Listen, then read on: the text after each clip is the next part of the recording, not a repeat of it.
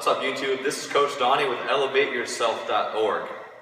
In this video we'll talk about how to back set or set the 5 or set the right side. And this video was suggested by Android007. So thank you so much for this video suggestion. Before you continue watching this video on how to back set, make sure you watch the setting fundamentals video because much of what I'll be talking about in this video will be based on the terminology and the techniques in those two videos. And you can find those videos by clicking on the links in the video description below or by clicking on the video link up here. When you're learning how to back set, make sure that you start in a neutral position. A neutral position means that my body is upright, is relaxed, and I'm ready to change the direction of my set at any moment. The neutral position is another word for setting posture, and we talked about that in the setting fundamentals video. Notice that when I'm in my neutral position, I'm not leaning forward and I'm not arching my back. I'm staying neutral, body upright, so that I can change direction at any moment, and also I can exert power upward through the ball more efficiently. The reason why it's important to stay neutral because at the last minute when I'm setting at a higher level, I need to be able to watch the blockers to base who I'm going to set at that time. If I'm overcommitted to setting the left side attacker or the forward position, like this, and I see the blocker moving in that direction already, I cannot change direction because my center of gravity is forward and my hand position is already committed to setting in front of me. Same thing goes for back setting. If I arch my back and I overcommit to setting behind me, but then I see the blockers moving in that direction, I cannot change direction very easily. Whenever you're back setting, whether that be the 5D or the back 1 or a slide, it's absolutely imperative that you start from a neutral position.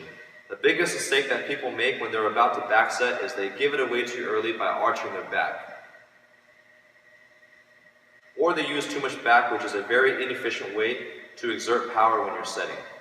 Once you establish a good neutral position and your hands are positioned 2 and 2 above your head, you're going to make a J motion with your hands. A J motion means I'm going to bring my hands slightly behind me and up at the same time. So this is what it looks like without the ball.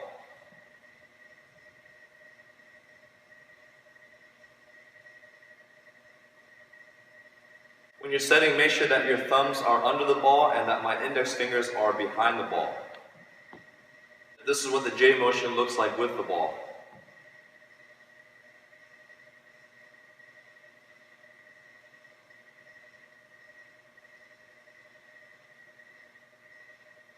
The reason why you need to J the ball is because you need to bring the ball back before it goes up. That initial back motion will help create momentum for the width of the set to make sure it goes all the way to the target. And then your follow through, which is the vertical part of the J, will help create the height. So if you do those two very quickly, you'll both get the width and the height for your back set. Another mistake that people make when they're back setting is they try to set a 5 like a reverse 4. So when you're setting the 4, you're releasing the ball immediately from this angle. If you try to set immediately from here, the ball is going to fall short because you have not given it any lateral movement to bring it behind you. So make sure that you bring it behind before you extend through the ball. I recommend practicing the J motion with the ball first before you start setting.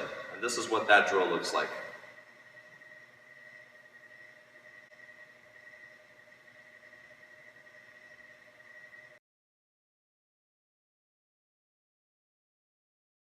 And like we talked about for the setting fundamentals video, make sure that you use your legs to help you generate power on the ball.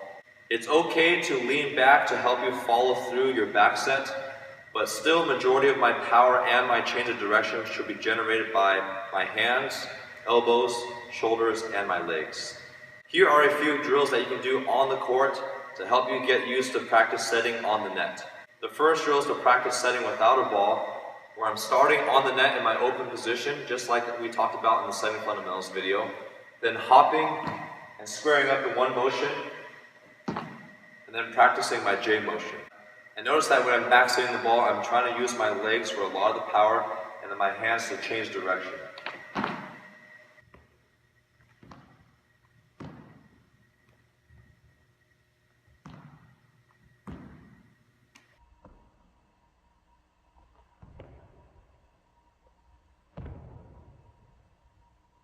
Once you feel comfortable doing without the ball, you're going to start in your open stance with the ball down here, square up, and then you're going to perform your back setting motion.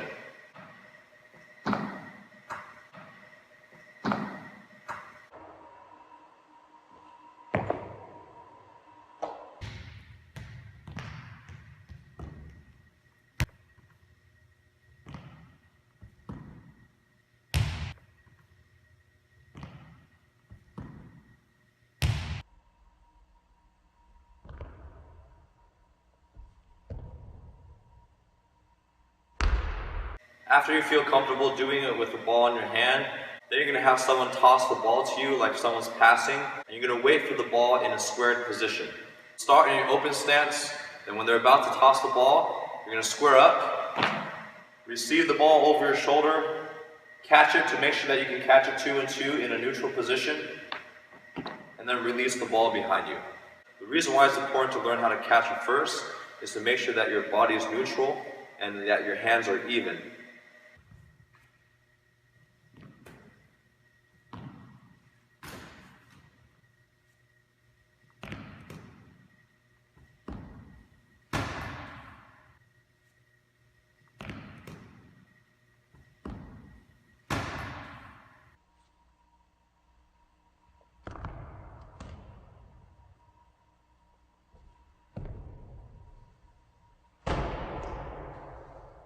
The last drill is the same one as before, except you're actually going to set it instead of catching it.